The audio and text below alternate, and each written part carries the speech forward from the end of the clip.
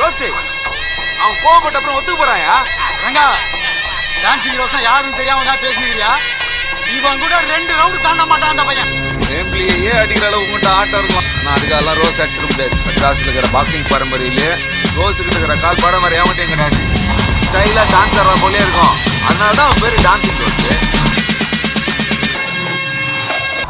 அந்த அளவுக்கு பெரிய வித்தகாரம் பாவன்.